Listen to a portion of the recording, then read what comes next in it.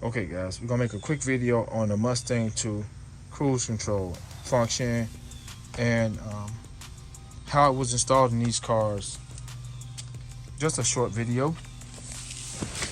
Just trying to do much as I can as I near the end of the Mustang 2 project. So I mentioned this in a previous video. Here's how you set it. I'm pretty sure you have to set your speed at where you're setting it at, and probably press it to hold it like the modern cruise controls. And pretty much you have to hold it until it's set and let it go, and it'll engage on its own. Let me show you guys how it works under the hood. So here's the unit. Vacuum there. Model number. That's not the model number.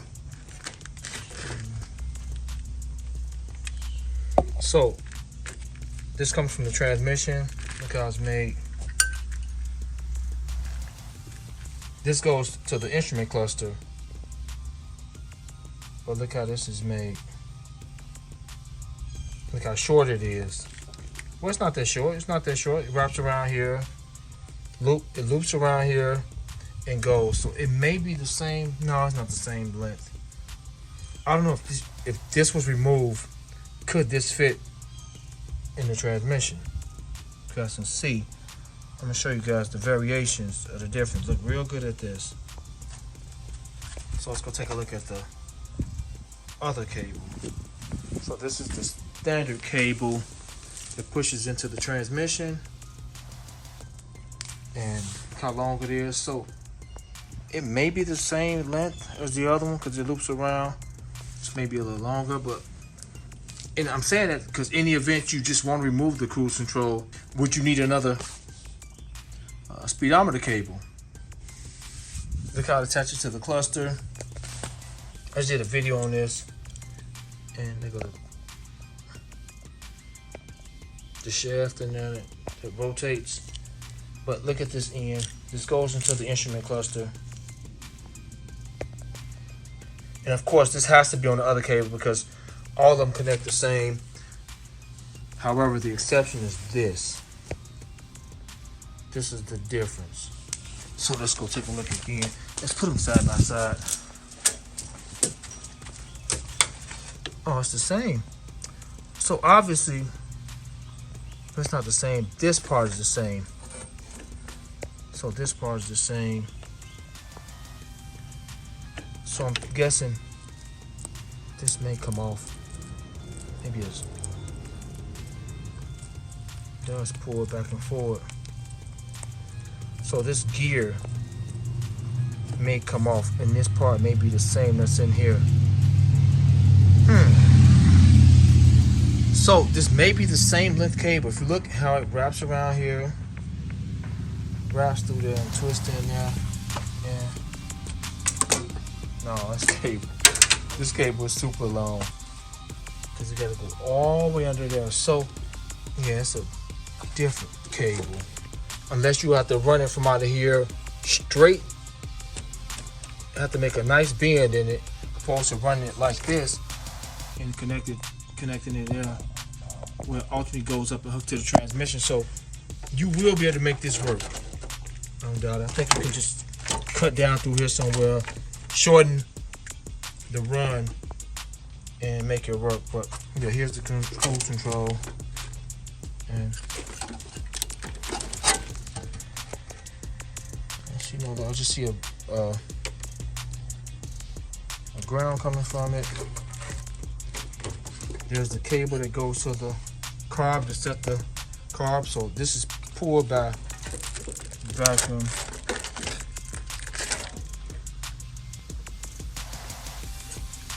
Oh, we got some. I don't know if this was connected, guys. Look at this. Where's the plug at? We're missing the plug.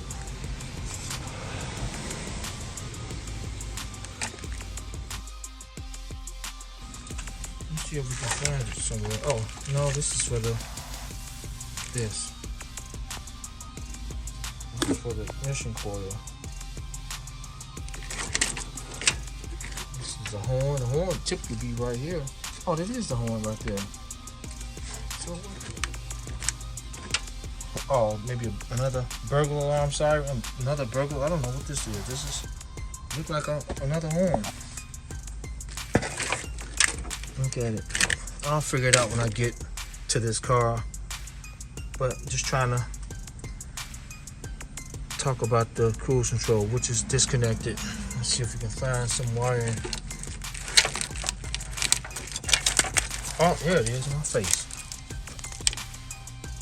This is it right here. So this is coming from that switch. I inserted this clip to show how it's routed. I went under the brake booster and through the steering knuckle boot. You guys can see right there the steering column shaft boot. Right there, you can see. I'll zoom in. I should be able to zoom in. And it runs through there underneath the dashboard. And I'll show that.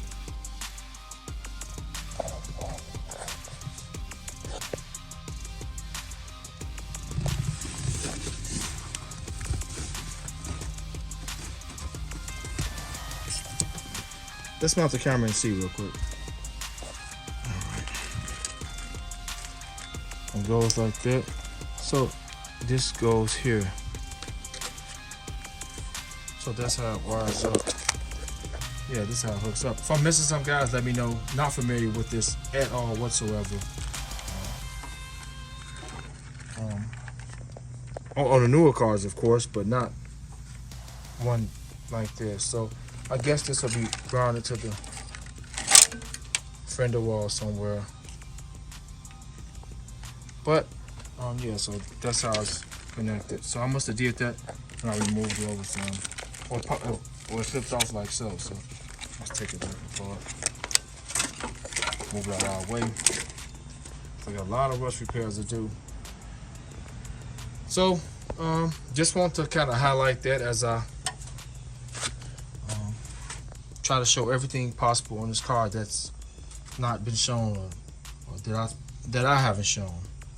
Let's just say that. So I guess the next video on this I'll be posting with this is I'm gonna do this rust repair today, the battery house. Let me go grab it and that'll be in another video. But I already got it cut out, got the piece already, and got to make this look real nice. Start sanding that so I can get some nice wheels on it. But this video is about cruise control for these cars. So hope you guys found this video helpful or entertaining. Thanks for watching. Terrence and I'm out. Nope, I can't leave you guys like this.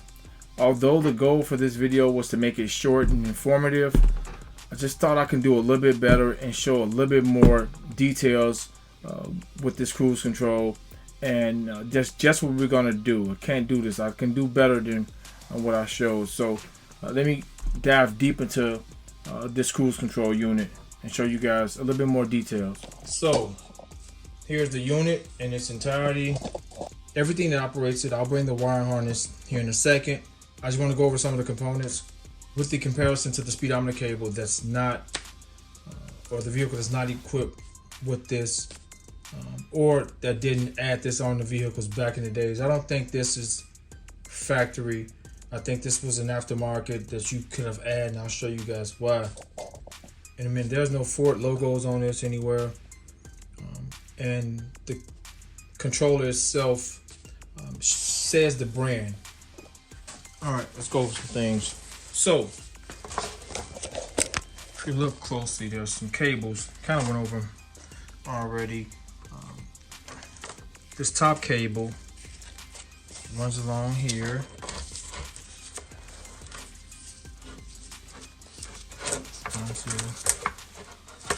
This runs to the speedometer cable.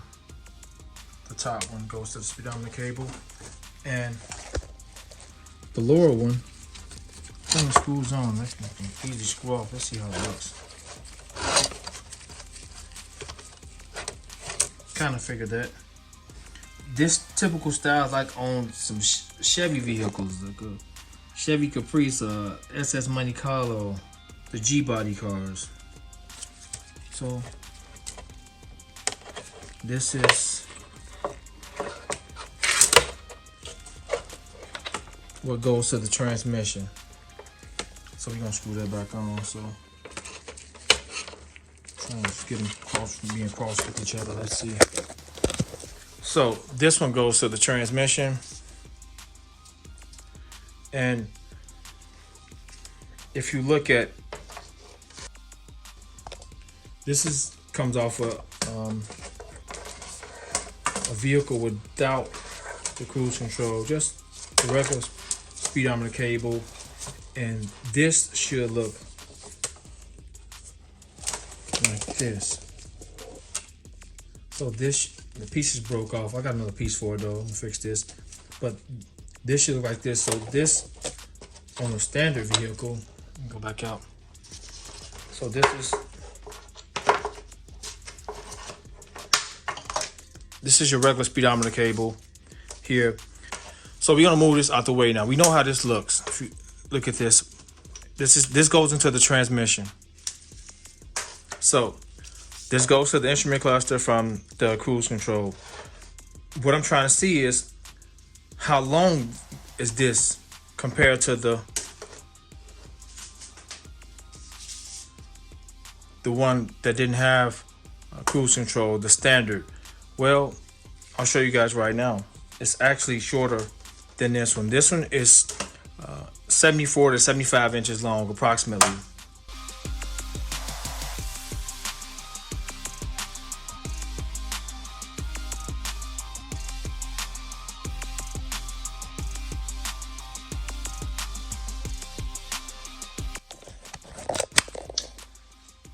So the cable is approximately 74 to 75 inches.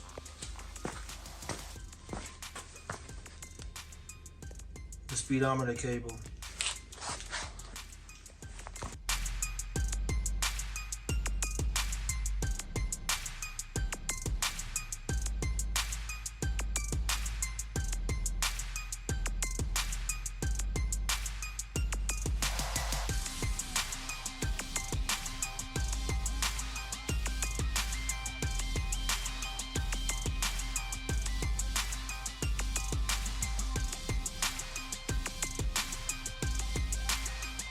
So I'll pause right here to say the cable that's coming from the transmission that goes into the cruise control is the same length as the cable I just measured, the standard cable that comes with the cruise control, and the one that goes to the instrument cluster from the cruise control is shorter, and I'll tell you how short it is in a few minutes.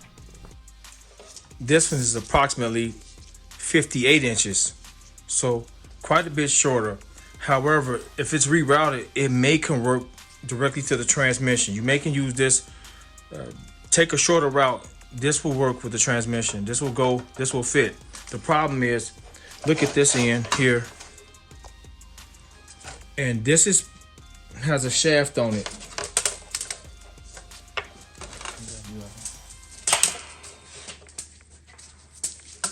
There's a shaft in between here. You guys can see it a little bit better on this one. There's a shaft which this connect to, this plastic gear connects to, and I see a look like a locking clamp here. So we're gonna see if we can remove this, and it should be identical to this, what's pushed up inside of here. I don't want to move this. Let me see. It's twisting. Let's see.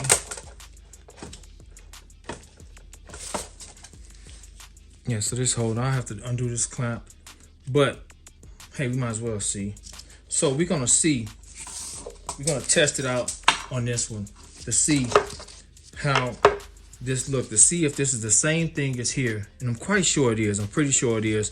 All this is identical. It's just the difference is it has this plastic gear on it, whereas this is pushed off into here. So let's see right now. I use a pick tool or something.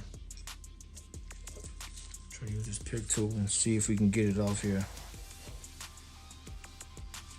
All right, it raises up.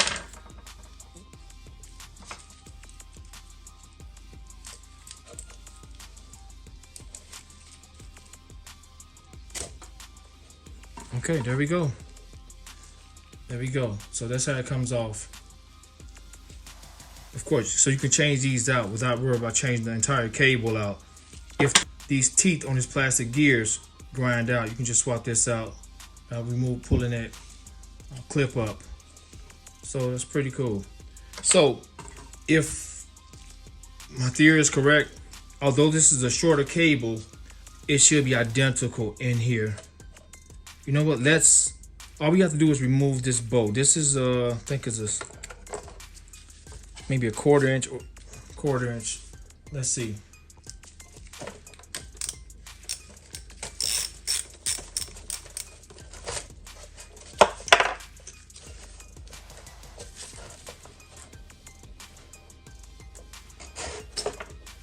Yep, that's it. The exact same thing. Identical. Wow. All right. Yeah, so this will actually work with the standard cable, although it'll be super long. This will work with just a regular cable. You just remove this plastic gear. But yeah, that's it. Same thing. You can insert that back. Wow, something so simple. So now that that's out of our way, we can actually pop this on. Actually pop this back on. Push that down. Be locked in place. All right. So we can move this out of our way. We can remove this one out of our way now. So let's get the wire harness. So here's the harness. Pretty simple setup. You guys can look. These two plug into the brake pedal sensor, and that's for the rear brake lights. I'll show you how they tap into the line right now. So it's tapped in here. All they did was tap in, use some wire taps to tap into those green and red wires. It doesn't matter which wire is connected to which. You're just tapping into both of those green wires that goes into that connector that attaches to that brake pedal, the tail light sensor, the brake sensor. Okay, so that's one source of the device's power. The main power comes from this. This goes into one of the fuses on the fuse box, and I'll show you guys that right now as well. It taps in there. I believe this is inline fuse in here. Maybe a bus fuse in here. So that is right.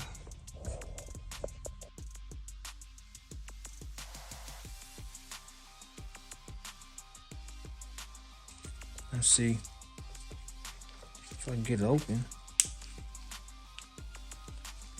So it has a bus fuse in here. Looks like about a 5 amp fuse or 10 amp, 5 or 10 amp fuse. Close it up, and this is the source of power. Runs to a fuse line. You guys can see how that actually attaches onto the fuse and pushes while the fuse pushes in the fuse box. This is the plug. We already seen where it plugs to, which is here. Let's zoom in some on that. This plugs into here. That's the main plug, and the smaller one plugs along the side here, like so. Pretty simple setup. Functioning device. The device function. So now let's get to the control. So all we saw was this and this. What we didn't see was that somebody glued this under the steering column. They glued it to the steering column, and what it did was it hid the functions, the features, and the brand name itself. So I'm gonna clean this glue off without messing up these fonts. And you can see, obviously they knew what was what, because you can see, let's zoom in some more. You can see the settings. You got on, resume, like you're pretty much like your typical today's on the newer cars. So I guess you can turn it on, hold set at your desired speed, let it go. And if you want to get more speed, press in, gain more speed, and it springs back on. And obviously, I guess it'll set in that same position until you hit the brakes, which I'm assuming these are for to disable it. So that's it pretty much. I've never seen one of these ever. I've never seen one of these in the newer cars. Of course, all the newer cars that I've worked on, I've seen plenty. Is same concept. Of course, this is old 70s type stuff, or maybe 80s. I'm not sure. Never seen one, but I think it's pretty cool. And I'm gonna clean this glue off. And it's made. It just says speed control. I don't see any Ford logos anywhere. It just says speed control. It has glue. It sucks that they hid those features, but like I said, they must have known how it worked and just put glue on. I don't know what kind of glue that is. It looks like maybe some JB Wells, some of that old vintage stuff they used back in the day. I'm not sure. That's what it looks like. So I'm gonna try to peel it off without messing up the texture of the device itself, because this device functions. All right, that's it, guys. Hope you guys found this helpful. Hope you guys are enjoying the content as I kick out all these detailed, extreme detailed videos, and continue to push on with the Mustang to get it done, or just upload Mustangs until I get to the next project. When I get done with both of these Mustangs, I got a new project that's already waiting, and I'm excited to get on there. So once again, hope you guys enjoying the content. Thank you so much for watching. Terrence, I'm out. Got the glue off. It took forever. Kind of sanded it down. I'm going another finer grit. Some JB Wells. It was. I can smell that smell. I'll cut it out myself.